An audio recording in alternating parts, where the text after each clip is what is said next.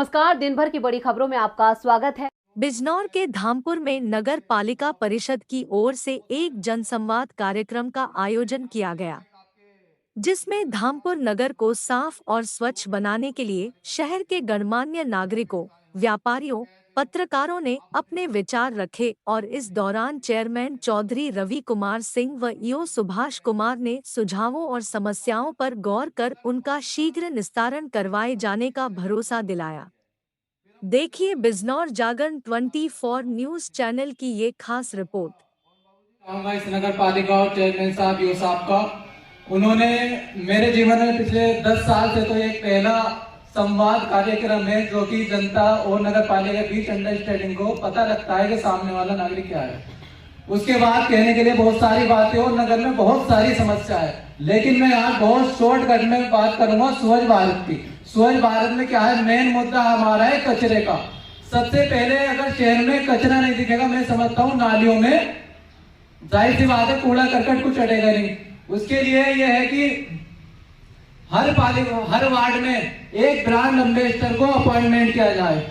उसका ये वर्क हो स्वच्छ भारत के लिए कि जो भी अगर हमें घर घर नागरिकों तक यही बात नहीं पहुंच पा रही है कि उनका रीजन कि कूड़ा आप बाहर क्यों डाल रहे हो, उनसे तो पता लगे आप क्यों डाल रहे हो।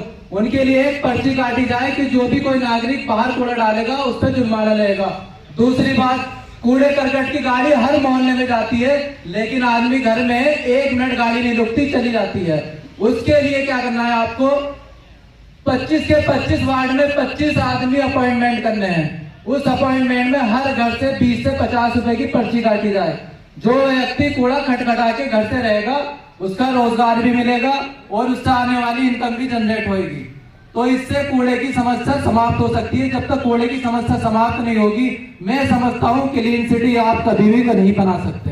और दूसरी बात रही अतिक्रमण की, अतिक्रमण चलता है। मेरी बात ये समझ में नहीं आती, ये चेयर रखी है, अगर आपने इस पे अतिक्रमण कर दिया है फिर इसको दोबारा रखने का क्या मतलब है? क्या है उसकी 1 लाख की रसीद कटे या 1000 कटे, अतिक्रमण हट गया तो हट गया, फिर वो दोबारा वहां पर होना नहीं चाहिए। इसी के साथ अपनी वार्ड को नाम देता हूँ। तो चेयरमैन उस समय राजू गुप्ता थे, उनसे 1-2 बार क्या उन्होंने बेचारों ने पूरा वो साफ करा दिया था। साफ कराने के बाद एक ध्यान जरूर रखा कि वो 5, 7, 8, 10 दिन हमें लगे इस बात को कि वहाँ कूड़ा ना पड़े, और कूड़ा कोई और नहीं डाल जाता, हमारी मोहल्ले के हमारी गली के लोग डालते थे। फिर वॉच करी, एक बोर्ड लगाया, फिर एक बैनर लगाया, दिन लगे 10-12 दिन बाद वो जगह कूड़े की जो परंपरा थी उस जगह से वो हट गई। तो मतलब मैं ये मानता हूँ कि आपके अगर घर के सामने समस्या है, एक बार तो नगर पालिका साफ करवाओ, नगर पालिका का बोर्ड लगवाओ, और उसके बाद 2-4 मोहल्ले के साथ लेके इस पर ध्यान रखो कि एक बार कूड़ा गिरे ना, और जब गिरना बंद हो जाएगा 10-15 दिन लगेंगे, उसके बाद वो जगह खत्म हो जाएगी। मतलब व्यक्तिगत अनुभव है मेरा। जब वो बढ़ जाता है तो हमें अलर्टनेस मिल जाती है, वो लोग नहीं लगाते। हर गली में जब मैं जाता हूँ भर भर के पानी, इतना दुख होता है कि 1 घंटे में कितना पानी वेस्ट हो जाता है। एक जगह तो मुझे पता चला सारी रात समरसेबल चल रहा, भूल गए क्योंकि आउटफ्लो बाहर था, उन्हें पता ही नहीं कि उन्होंने समरसेबल लगा रखा है। और कितना पानी आने वाले समय में जो लड़ाई है, जो मुद्दा है, वो पानी का विश्व रूप से आने वाला है कि एक बूंद पानी हमारे आने वाली जनरेशन के लिए हमें बचाना चाहिए। तो इस मंच के माध्यम से मैं कहना चाहता हूं कि जितने समरसेबल होल्डर हैं उनका नगर पालिका में कहीं ना कहीं कुछ नॉमिनेशन, रजिस्ट्रेशन या वट एवर द थिंग्स कि वहाँ मेंबर। और बहुत अच्छा है कि हम अपनी बात रखें। सबसे पहले मैं ये कहना चाहूँगा कि केवल समस्याओं को यहाँ पर रखना है, क्योंकि हम नगरवासी हैं, हमें समस्या रखना, समाधान करना नगर पालिका का काम है। कब कहाँ करती है ये अलग बात है।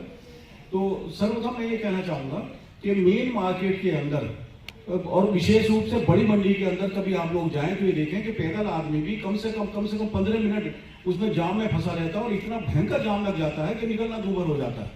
मैं चाहूँगा कि नगर पालिका उस पर थोड़ा फोकस करे, थोड़ा ध्यान दे।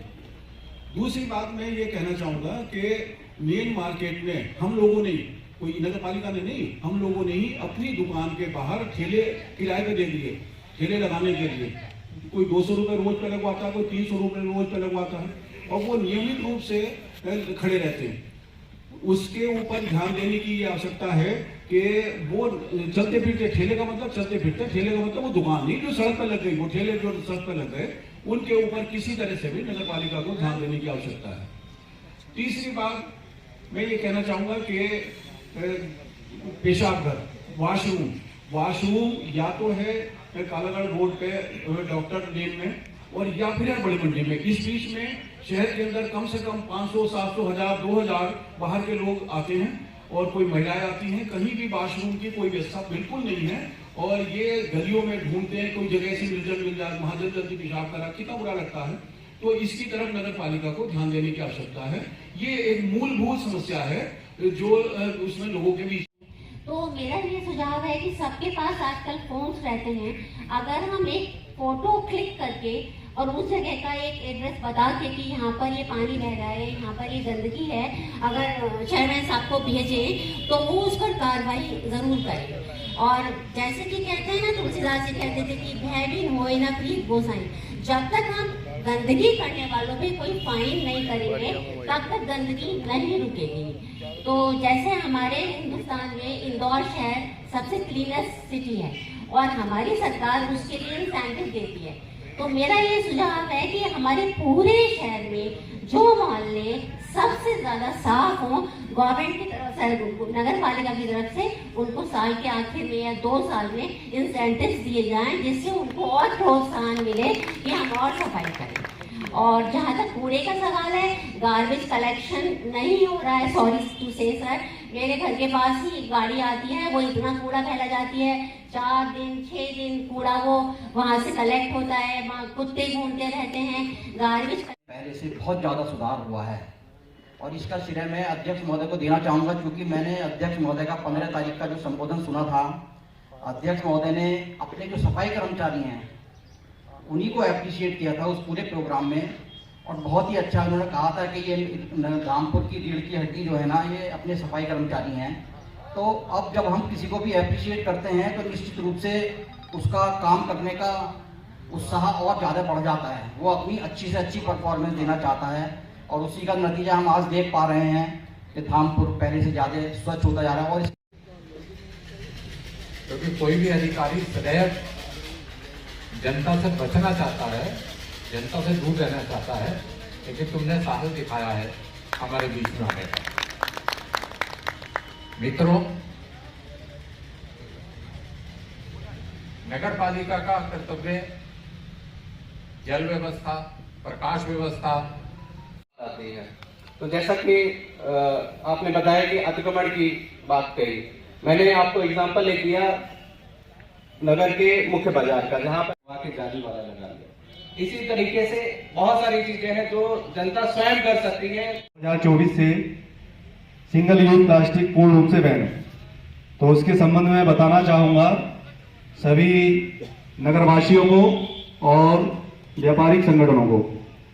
इसमें जो जुर्माने की रंग वो है 100 ग्राम पॉलिथीन तक 1000 रुपए, 100 ग्राम से 500 ग्राम तक 2000 रुपए, 500 ग्राम से 1 किलोग्राम तक 5000 रुपए और 1 किलोग्राम से 5 किलोग्राम तक 10,000 रुपए, 5 किलोग्राम से अधिक के वेट पर 25,000 रुपए तक का जुर्माना है।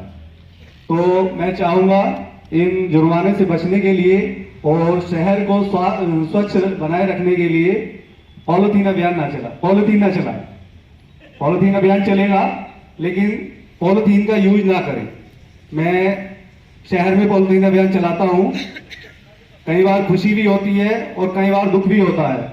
खुशी इस बात की होती है कि जो लोग पहले से पॉलिथीन चला रहे थे अब वो अपने फर्म का थैला इस्तेमाल कर रहे हैं, तो देखकर बड़ी खुशी होती है कि उन्होंने सिंगल यूज प्लास्टिक बंद कर दी है।